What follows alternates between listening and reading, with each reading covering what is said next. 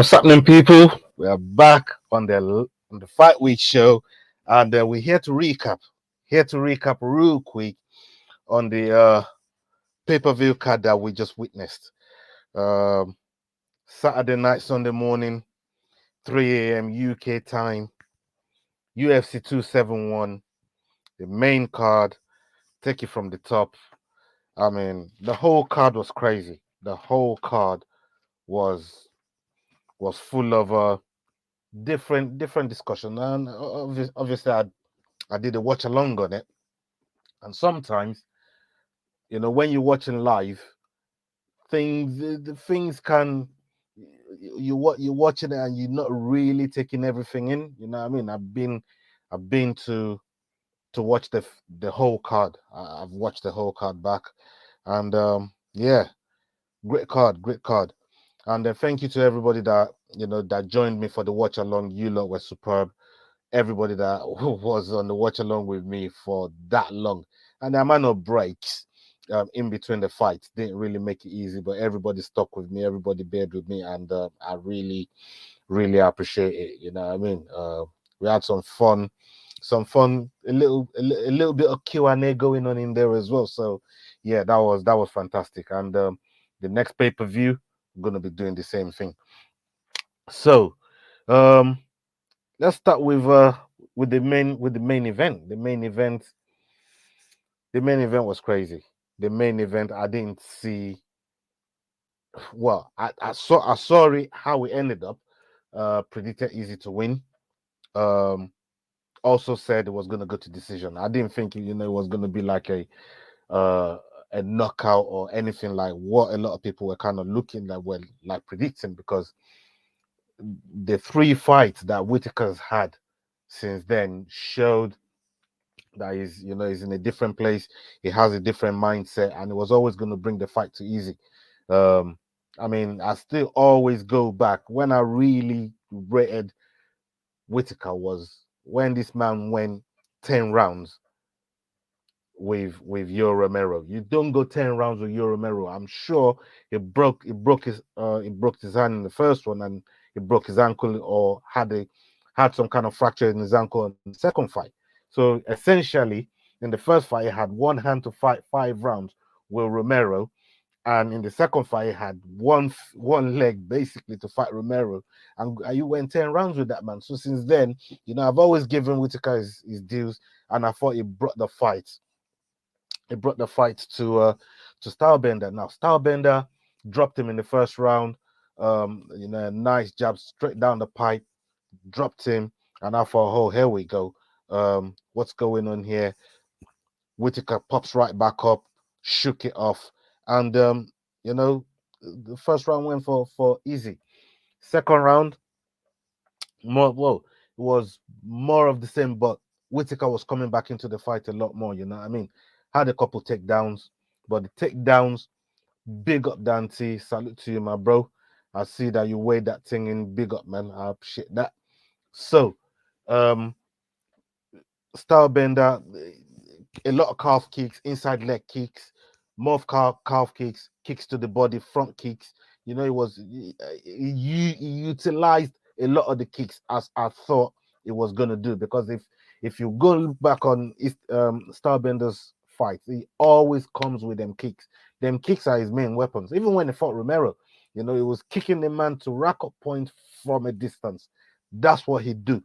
So the distance management was always good, but Whittaker had some really, really good timing for some of the takedowns and the level changes that he did. He came with some fantastic level changes. I was really, really impressed with it. The only problem was, and I'm a little bit guilty of this as well, but obviously I found out a lot more about it after the fight, and listening to other people that know just that little bit more about the game, because it's all right for me sitting here in my little cupboard uh talking to you lot about what I saw, and without trying to sound like an expert, because I am not. I'm just a fan. I'm just a fan that loves talking about the sport. But from what I found, listening to what's being said, when you get a takedown, Obviously, I know this. I've been saying this to William for so many years. You get control. You got to control the opponent on the ground, and then do some damage, either by looking for submission or ground and pound. But you got to do some kind of damage. That's what Whittaker didn't do. So Whittaker not doing that and just taking down easy and easy popping right back up without no control and no damage or even submission attempts. Basically, it was like they said, it's just a change of position, which means it doesn't count for anything. You know, it really doesn't count for anything. So it's just a change of position, as it's a change of position for Easy to get off the canvas as well and get back to his feet and and reset, get back to fighting. So a lot of that has been mentioned, and whilst taking all of that into consideration with the unified rules, you could see why they gave Easy, why they gave him 3 rounds. After Whitaker lost, won the 5th round. Um, the 3rd round was so difficult to score. That's the hardest one to score for me. But I thought Whitaker, he won the 4th and the 5th round. So just looking at the fight on the whole, Easy said before the fight, I ain't got to do shit. I'm the one with the I'm the one with the belt. You want the belt. You got to do something to change the mind of the judges, to let them know I'm really putting in work to come and get this belt. Now, Whitaker says he thinks he's done enough. He's doing enough to win the belt, or is going all out to take the belt is what it's really about. So sometimes, you see these sort of decisions go against you. We've seen it with Dominic Reyes. For the same similar thing, kind of happened with Dominic Reyes.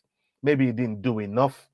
Um, I mean, I don't think doing enough to actually win a title, to win the title in the title fight, and that's probably. And you could see Jones just did the bare minimum, and he got the same thing. So it's kind of like that sort of situation there, where the onus is on the opponent to go and really defeat the champion and take the belt off of him. And that's the situation here that Whitaker's found himself. But I thought he gave a really, really good account of himself. I thought it showed real improvement, um, especially in his mindset.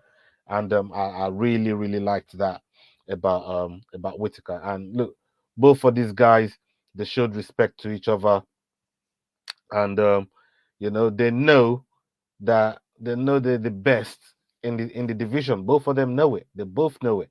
I mean, Easy was playing the games. Soon as Herb Dean was trying to bring them in, Whitaker goes to offer him, a fist bump before the fight, and Easy is there playing rock paper scissors with him, as you can see right there on the screen, playing rock paper scissors with him.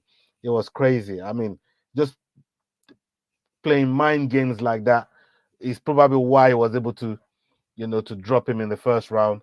And it's just one of those, you can't you can't take you can't take nothing away from Whitaker, and you can't take nothing away from Easy Alpha. Both of them both of them give a really good account of themselves in this fight. And what's next for Easy? We'll get to that in a little while. What's next for Whitaker? Whitaker's going to take some time off, and he just got to regroup and see if he can get himself back in front of Easy or wherever the champion is, down the line, when he's put maybe a couple wins together. He had to get 3 fights to get back in front of Easy. I don't think it should be that much fight to get back to a title fight, but because it's a champion that's beaten him twice, um, it might take something different to get Whitaker a title fight. But until then, he's just got to keep winning. That's all he's got to do, and he's been doing that from the last loss to Easy to this loss again. All he's done is win everybody they put in front of him, and that's one of the reasons why why I rate Whitaker. But Easy, he needs that new challenge. Is the number one in the middleweight division, and his reign is gonna carry on. He's going to carry on at this point. A lot of people disagreed with the win. I can kind of see why people disagreed with it. I can kind of see it, but I just shaded it for easy. It was a really, really close fight. From start to finish, really, really close fight between both of them. But I just shaded it for easy for some of the reasons that I mentioned, especially the fact that he's the champion, and as a challenger, you gotta go out there and get the belt from them, from the champion. And you can see here a big congratulations from from Francis, and is referencing the three kings in his hashtag there with Usman himself and Francis, who and Stylebender, who has defended their belts. Yeah, over the last 3-4 months, all these three guys have successfully defended their belts, even with all the adversity that was placed in front of them, all the challenges that was placed in front of them. So, big up to those guys uh, on successfully defending the titles. Let's get onto the co-main event. The co-main event: Derrick Lewis and Bam Bam Tuivasa. Jesus Christ, what a scrap, what a fight! I mean, this had everything. Literally had everything. Like H Town was buzzing, full out, sold out, buzzing. And there's a tweet here from Dwayne Johnson, The Rock. You man know The Rock. Says, man, I've been waiting to see these two swang and bang. Can feel the damn electricity through the screen. And that's exactly what these two men did. Derek Lewis and Bam Bam. Them two got in there and it was crazy. Lewis, I didn't see I didn't see Derek Lewis turn into wrestling, man. You know what I mean? Went for the takedown, got the takedown, and Jesus Christ, you've got to rate the chin of Bam Bam Tuivasa. My man has a hell of a chin. I mean, Lewis had him on the cage, and he just rained about 3-4 clean shots on the side of the head, clean. And Tuivasa just powered out of it, came out of it swinging and banging. You know what I mean? That swing and bang is gonna be a nice little meme talk right now, man. You know what I mean? Them two came out swinging and banging, man. And next thing you know, Tuivasa comes with that elbow. But the thing with the elbow, what's so special with that elbow? And correct me if I'm wrong. What's so special? I said this when I was doing the watch along. Yeah. What I felt was so special with the elbow is if you look at the picture on the side, on the corner of the screen here, Tuivasa was holding Derek Lewis's face as he drops the elbow in his face. And that's making that impact is a maximum impact, maximum power on that elbow. And that's why he ended up face planting Derek Lewis, face planted him and sent him to the shadow realm, straight to the shadow realm. And obviously that's what's earned Tai Tuivasa the performance of the night bonus. Congratulations to him. He won 50 grand on that one. Um, you know, big win for Tai Tuivasa, and that will surely get him into the top 5, if not the same ranking that Derek Lewis has just lost. It might be in number 3 or 4. I'm not sure. Yeah, I've not checked. Usually I wait till tomorrow. But yeah, Tai Tuivasa carries on making the impression, done the shoey. You know what I mean? Everything we wanted to see from this guy, everything he promised that he was going to deliver is exactly what he done. He brought everything to the table. He absolutely delivered on what he said he was going to do. And this is why you cannot like this brother. You cannot like Derek Lewis. You can't. Fantastic effort from him, especially through the adversity when Derek Lewis took him down, and he just powered up and took all them shots to come out of it and deliver the fatal shot of his own. So yeah, salute to Derek Lewis, Derek Lewis and Tuivasa for putting a fight like that together. What's next for Derek Lewis? I don't know. I'm sure it's going to be under medical suspension from being sent to the Shadow Realm. So he's going to have that medical suspension. When it comes back from that medical suspension, we're going to see, what they do with him. But Bam Bam right now, he's definitely going to be in conversation with people like Cyril Gann and Stipe and John Jones and those guys, because he's in that top five. You can start looking around and see which one fight will really get him to the title. He's within 2 fights of getting to the title right now, and I think they're trying to do the same thing for Chimaev as well. I think they're trying to do the same thing for Chimaev to try and fast track these guys and get them all the way up there. Big up Zach Abasi. Thank you very much, my bro. Salute to you. Thank you for joining us. Dante says, yeah, if it's a tight fight, the champ should keep the belt. Yeah, I agree with you. And I believe you're talking about Starbender there. If the fight is tight, yeah, the champ should always keep the belt. Yeah, I agree with that. Then on to the next fight, we have Jared Cannonier versus Derek Bronson. Now, this is a fight that really pissed me off because this fight cost me 231 quid. I swear to God. I had my accumulation. My accumulation was nice. It was nice. I was showing it on my watch along, and I had 2 fights to go. Derek Bronson and Stylebender for £10 for 231 quid. In the first round, Derek Bronson, he was doing everything that I thought, yeah, this looks wicked. You know what I mean? He went in for the takedown, took Jared Cannonier down. I thought, yeah, man, just keep doing, just stick to the plan. Don't be in the pocket.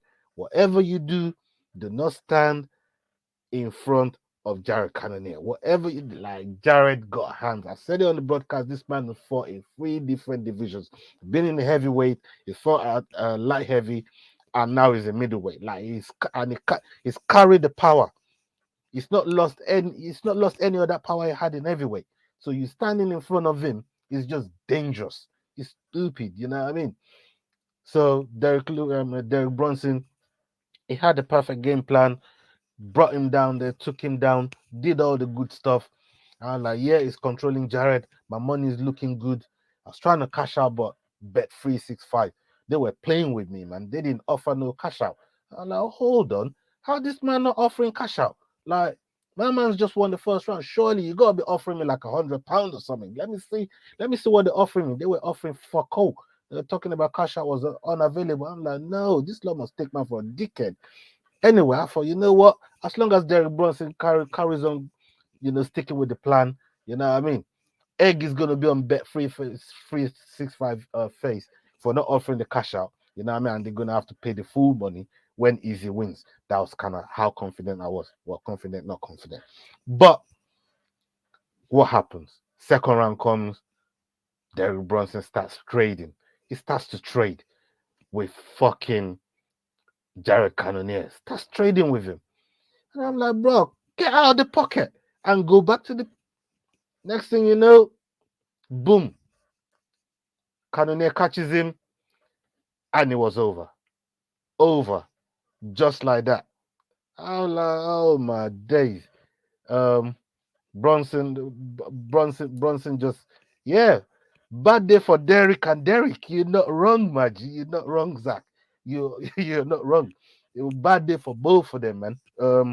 And the maddest thing is I picked both of them to win. You know what I mean? I picked Derek Bronson and Derek Lewis to win that fight.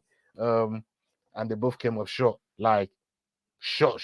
Like both of them got knocked the fuck out into the shadow realm for Derek Bronson as well, man.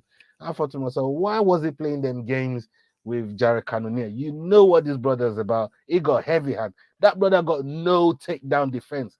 None. Zero. He got none. He was flat on his back when Derek Bronson took him down. Like, he had zero takedown defense. I thought, no, man, at least in that fight, anyways, man, there was no takedown defense from her. And I thought, you know what, Derek Bronson would have just done exactly the same thing, exactly the same situation that I had with Kevin Holland. You know, I thought he was going to use the exact same plan he had for Derek Holland is for Kevin Holland is what he's going to use for Jared Cannonier. But look, it was terrible, terrible.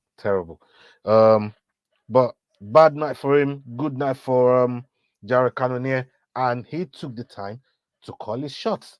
He called his shot, and it's called that easy. And I said, Strickland and Hermanson, look at that fight and look how that fight panned out. If Jared Cannonier or Derek Bronson goes and make a splash, they're gonna get the attention of the champion. And what happened? Indeed, he called Easy out. Easy's acknowledged him, and Easy's gonna give him the time of day. He likes Jared Cannonier anyways, man. So them two are all into this, their energy and spiritual thing, which is good, So, I don't see any kind of bad. That press conference is probably it's not gonna be spicy, you know what I mean? Because Jared is not like that, man. You know what I mean? It's not built like that. He's just there to knock you the fuck out when you get into the octagon. He ain't in none of that all that talking madness like Easy likes to run his mouth.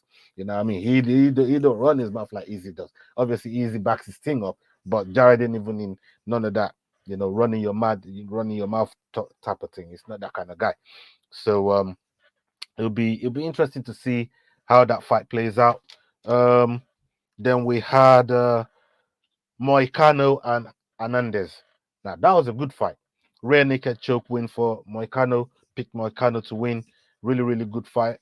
Bobby Green against Nasra Haxprat. Another brilliant fight from these two. Both of them, they were throwing. Bobby Green looks smooth, man. He looks smooth. 35 years old.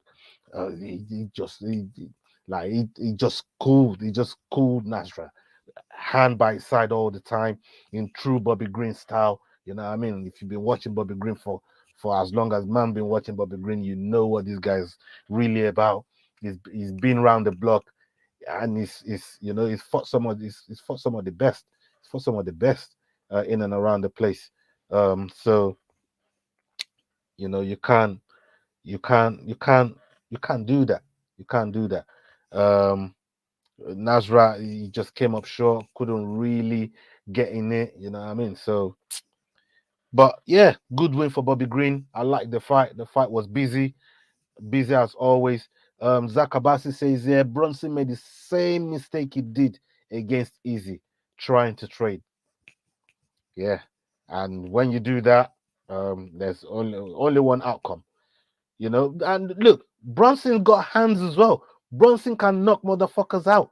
The thing is, if you got hands and you're fighting man that got more hands than you, but your chin is more suspect than theirs, then you gotta go to your wrestling, man. You gotta go to your wrestling and grappling. You know what I mean?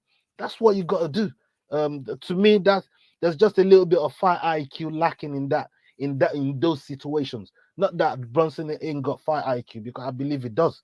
Because like I said, I just picked out a fight against Kevin Holland where he used that fight IQ, but it was in this fight. I don't think you should, especially when your chin is suspect like that, man. You can't be trading with Kanoneer, man. You know what I mean? Killer gorilla blood. Like you're gonna get your lights turned out, and that's exactly what happened. Andre Arlovsky against Vandera. That's a heavyweight. Andre Arlovsky coming up with the W on that one. Casey O'Neill fighting with Roxanne Modafferi. Split decision on that one. Good win for Casey O'Neill. She keeps her undefeated record. She goes in 9-0, and Roxanne hangs up the glove right in the middle of the octagon, where she retires and calls it a day. Salute to Roxanne on that performance there. She got a lot of love. In Houston. She, like Dana said, this is a house, and she's always welcome. She's always welcome back at the UFC. Kyla Phillips against Marcelo Rojo. That was another good fight. Kyla Phillips winning with a submission. And who else did we have? Oh, yes. Let's talk about Blood Diamond. There was a lot of hype coming in with Blood Diamond. I didn't pick him to win, even though he had all that hype. I did not pick Blood Diamond to win. I picked Jeremiah Wells. I think Jeremiah Wells was going to be too much too much of a debut, you know, because there's some debuts that when you look at the opponent that they're giving you to debut into the sometimes you should learn to turn them things there down. Like, you know what, I just want a smooth entry into the UFC. I don't want a badass, a dog like Jeremiah Wells, and that's exactly what he did. As soon as they got in there, he just swarmed him, and just finished him. Sergey Morozov, that's another one. I picked Sergey Morozov, but Douglas Silva won in that fight. That was a really, really good fight. I think that fight got fight of the night. That fight was incredible between those two guys, and that fight ended up with the fight of the night bonus. Salute to those guys. They both got 50,000 each. Congratulations to them. We have Jacob Malkoun and AJ Dobson. Now that's another one. Malkoun went to his wrestling, and that's when someone got better hands than you, when a fighter has better hands than you. That's exactly what Malkoun did. He knows AJ Dobson got them hands, and he weren't playing.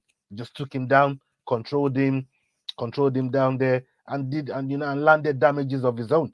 And Malkoun was very, very efficient in that fight there against AJ Dobson to get the win. Carlos Ulberg, the same thing with Fabio Cherant. Fabio Cherant didn't do anything. He came there looking like Statue of Liberty. Like, I don't know what he was doing. This man threw like 11 attempted strikes in 3 rounds in 15 minutes. Like, what are you there for? You can't throw 11 attempted strikes in 15 minutes. Like, what was you there for? Did you come to fight? Carlos Ulberg just racked up the wins, racked up the points all the way to the 3rd round and got his W like that. Ronnie Lawrence, another fantastic win for Ronnie Lawrence. Dropped Mana Martinez a couple times with some of them straight jabs down the pipe. Dropped him. And William Knight, he lost 40% of his purse for not making weight. He lost. He didn't make weight by 12 pounds. 12 pounds against Maxim Grisham, who took the fight and said, "Listen, I'll take 40% and I want this fight there heavyweight." So they took this fight to heavyweight, and then Maxim Grisham ended up defeating William Knight. So basically that's the whole card. Really, really interesting card. Will got 1 point for the bonuses for picking a fighter in the main event in the co-main event for fight of the night bonus, but two of us I got bonus anyway, so Will gets 1 point. I get nothing, but Will be we'll be back next week trying to figure that out. Now, on the MMA news, this has now been made official. Covington versus Mezvidel. Now that's our next pay-per-view on the 5th of March. That's the next pay-per-view that we're going to be seeing. And I'm excited. I'm super excited to watch the presser. Even more than the fight. The presser more than the fight. I really, really want to see. Of course, I want to see the fight. But like it says here, former friends, bitter rivals. And they're going to throw down on the 5th of March. And hopefully, it's a very, very, very interesting card. The other fight news that I was going to share with you guys is this one right here. Curtis Blades is fighting Dakar, and this is the same Dakar that fought Derek Lewis, and Derek Lewis beat him. So Blades is fighting Dakar on the 26th of March. That's when this fight is happening, the 26th of March. So yeah, if you guys pencil that into your diaries, then Curtis Blades is on that card, ready to go. So I'm assuming they'll be in camp right now, trying to put that fight together. So yeah, all in all, fantastic card. Thank you very much to everybody that's joined me this afternoon. Yeah, done half hour on here just recapping this whole card. It's a long card as well, man. I couldn't believe how long the card was. Doing the watch along with it, and watching the whole early prelims and the prelims itself. Watch the entire thing. Fantastic card. So we're in fight week now, and the next fight on our the next card on our hands is Jamal Hill fighting Johnny Walker. They headlining the fight night event, and yeah, there's a lot of notable fights or notable bouts on there. Some names that you guys will recognize. But me and William are going to be back on Friday, where we talk about the fight card basically, and see what we do. So see how we do with our picks on that card. But until then, thank you very much for joining me. You guys have been brilliant.